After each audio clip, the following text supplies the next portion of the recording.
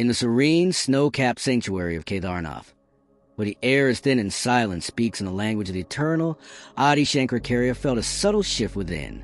For 32 years, his physical form had been a vessel for a timeless mission, to restore the pure, non-dual wisdom of Advaita Vedanta to a fragmented land.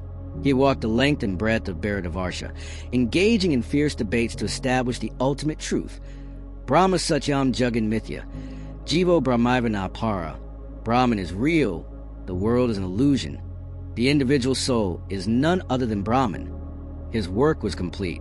The 4 great Mathis monasteries stood as pillars of Sanatana Dharma in Srindri, Puri, Dvaraka, and Badrinath, guarding the Vedas and guiding spiritual aspirants. The chaotic tides of conflicting philosophies have been calmed, not by force, but by the irresistible power of pure knowledge. Now, a profound pull drew him northward to the lap of the Himalayas, leaving his devoted disciples, Padmapada, Shureshvara, Totaka, and Hastamalaka in deep contemplation. Shankara embarked on a solitary pilgrimage.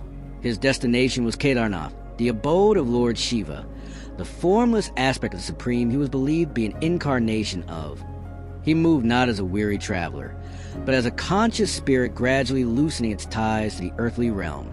Every step was a conscious withdrawal, a pratyahara, drawing the senses and life force inward from the external world he had so masterfully navigated. As he climbed higher, legends say the very environment responded to his presence.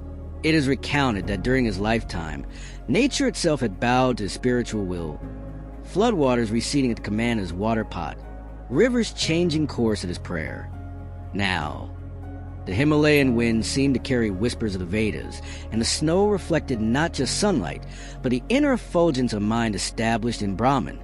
Before this final journey, Shankara had performed one last earthly duty through his yogic powers. He had learned of his mother Ariamba's impending passing and traveled swiftly to her side in Kaladi. The biographies describe a poignant scene. The great Acharya, established in supreme non-attachment, tenderly instructed his aged mother on the nature of the impersonal, qualityless Brahman. But his mother, a devout soul, found no solace in the abstract. "My mind can find no rest in such an impersonal being," she is said to have replied. "For my sake, reveal to me the divine person." Moved by compassion, Shankara, who was often associated with Shaivism but whose works also show reverence for Vishnu, first sang hymns to Lord Shiva. Yet, seeing her still unsettled, he then turned his devotion to Mahavishnu. He described the radiant form of Vishnu reclining on the serpent Shisha, attended by the goddesses Sri and Bhutan. As he sang, tradition holds that his mother's vision turned inward. She beheld that glorious form, her mind absorbed in it, and peacefully left her body. It is said the emissaries of Vishnu arrived, and she ascended to the divine abode. This event, coming late in his life, is seen by some as a key to understanding his own final devotion. Reaching Kedarnath, Shankara stood before the ancient temple. He then proceeded toward a nearby peak known to tradition as the Sarvajna Peetham, the seat of omniscience. This was no ordinary mountain path. It was a stairway to the final merger. His followers watched from a distance, their hearts filled with a mixture of devotion and the sorrow of impending separation. According to the lore preserved by his followers, Shankara did not fall ill or lie down to die. He climbed the Sarvajna Peetham with a purposeful calm. As he ascended, his form seemed to become less distinct, blending with the mist and the light. At the summit, he turned one last time, perhaps imparting a silent blessing to the world below, to the Dharma he had rekindled. Then he entered a cave or simply sat in deep meditation. What happened next is the realm of sacred mystery.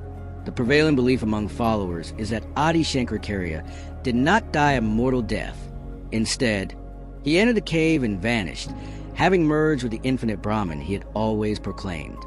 In some accounts, he is said to have disappeared into a radiant light jyoti, a mode of departure associated with other great Tamil saints like Sambandhar and Manikavasagar. No physical body was found, affirming the ultimate teaching of his life, the dissolution of the apparent individual into the universal absolute. Another devotional tradition offers a different, yet equally profound final scene. In this version, while in Kedarnath, Shankara knew his time had come. He made obeisance to the temple deities and sat in a secluded spot.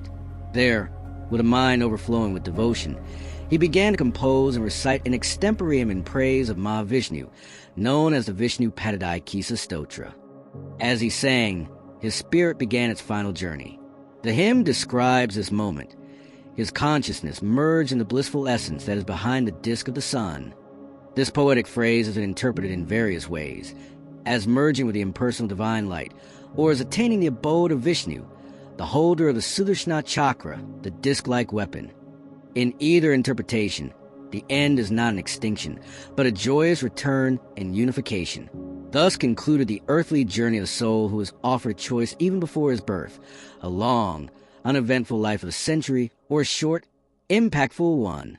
His parents chose impact, and in just 32 years, Shankara achieved what would be the work of several lifetimes. His death, shrouded in the mystique of the Himalayas, became the ultimate practical lesson in Advaita. He did not die. He demonstrated Mahasamadhi, the great conscious absorption. He left behind no mortal remains to be enshrined, only the immortal legacy of his teachings, his monasteries, and the unshakable truth that the self is eternal. In the silence of Kedarnath, the message echoes. The philosopher who systematized the doctrine of the formless, attributeless absolute may well have ended his human chapter by focusing on a divine form in his final moments.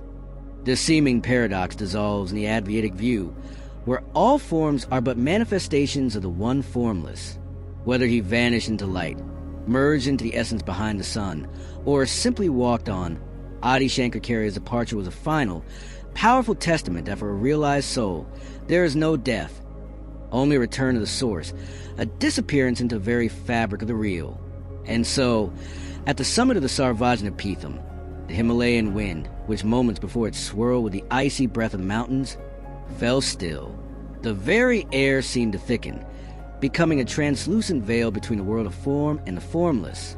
Shankara's disciples, watching from a distance, felt a profound silence descend, not as an absence of sound, but as a palpable presence.